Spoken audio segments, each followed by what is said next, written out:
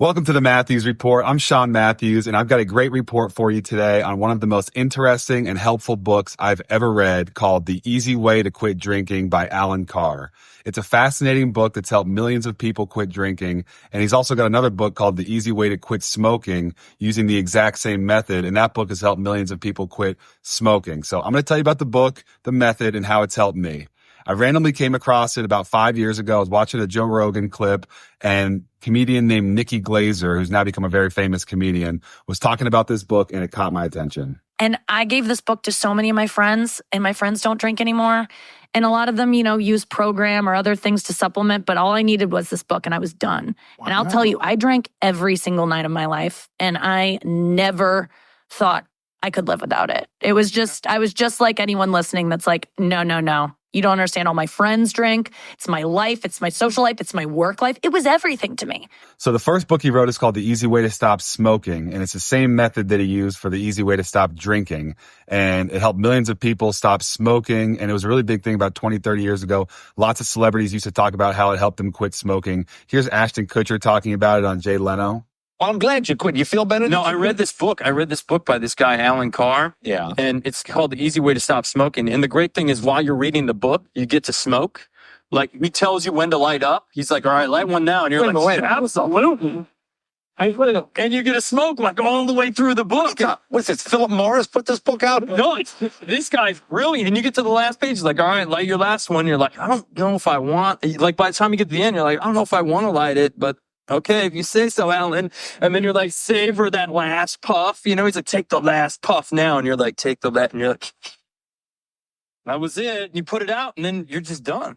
I don't smoke since. So that book deals with stopping smoking cigarettes. The book I read was The Easy Way to Stop Drinking. But the two methods are interchangeable, and you'll hear them referred to together. I went through this book. I read it. You can drink while you read the book. You have to want to quit. To pick up the book, you have to want to be like, I want this out of my life. I don't know how to get it out of my life. First point she makes there is important. If you don't want to stop drinking or you're not interested in it, the book's not going to convince you that you should. But if you are interested, it's going to show you the easy way to do it. And it really does end up making complete sense. His method is, and this is the thing he does with drinking, any excuse you have to do that thing, he talks you out of it. He tells you a reason why your excuse is actually bullshit and there's no science behind it. And he disproves any reason that you have to do it. And we've been brainwashed by tobacco and alcohol industries to believe that quitting is really hard. If you like this content, please subscribe and turn on notifications for my channel. Also, if you want a copy of the book, there's a link in the description where you can get it, and that would help us as well. Now back to the report. The first thing that he does is he talks about how we all have these commonly held beliefs about alcohol. When you're young, you drink lemonade, and when you're older, you drink whiskey, wine, beer. And a big part of it is because 90% of people drink alcohol. So it kind of becomes this echo chamber where 90% of people are doing the same thing. 90% of people believe the same things to be true about alcohol. And then when you're young and you take your first drink and it tastes terrible and your body's like, whoa, this is no good. You keep going and you continue on and you get into this mindset and this lifestyle because you think it's bringing you these benefits. And then he goes through the benefits that you think you're getting. And he says it's actually not bringing you this benefit. Really, it's actually giving you the opposite of what you think you're getting. So here's some examples of what I'm talking about with that. Alcohol calms your nerves and relaxes you. He argues that it actually raises your blood pressure, cripples your nervous system, and that feeling nerves and nervous is actually a good thing that you want to feel as a human being. It's a natural instinct that is good for us to experience. I drink alcohol because I like the taste. How could you? If you were to take the tiniest amount of pure alcohol in a glass and drink it, you would either get sick, throw up, or even die, and it would taste absolutely terrible. Alcohol quenches your thirst. That's an easy one. It obviously dehydrates you. Alcohol helps you enjoy social occasions more. So what he argues in the book is that it's actually the social occasion that does this and not the alcohol. So if you're in a place where people are typically drinking, whether it's a party or a wedding or getting together with friends, these are already occasions where people are more likely to be laughing, upbeat, having a good time, and it's the occasion that does it and not the alcohol. Similarly, if alcohol makes you happy and makes you laugh more, why is it commonplace to drink at funerals when that's not the mood? He also says if it makes you laugh more, makes you happier, try sitting at home, not doing anything and drinking and seeing whether or not you feel happier or whether you laugh more. And the last point is you'll find yourself not being in play. If you're not drinking, you'll find yourself not being in places just for the sake of drinking. So if you're in a place and you're having a good time and you want to be there genuinely, you'll be there. But if you were to be there just to drink, you'll find yourself not being there anymore.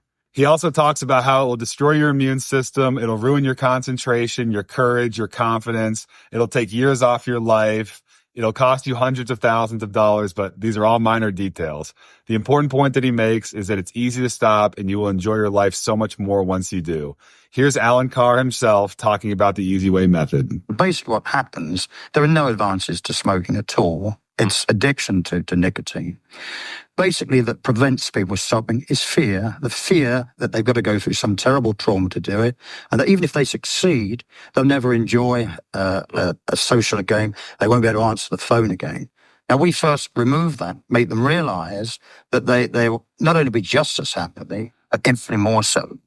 In one of my favorite lines in the book, he says, when you're drinking, molehills turn into mountains, and once you stop, mountains turn into molehills. What were once big issues become small issues, and life just gets so much easier to deal with. You can wake up in the morning and your feet hit the ground running. It's a beautiful thing. One last point I want to make. Once you're done with the book, you'll have no problem with people who are drinking. You'll have no problem being around it. Everything is just easy. If I've sparked your interest in this book, there's a link in the description where you can get a copy. Thank you for watching this Matthews Report special report. Please subscribe to my channel, turn on notifications, and let me know what you think. Do you disagree with me? Where am I wrong? I want to hear from you. Thank you for watching all the way through, and I'll see you in the next report again soon.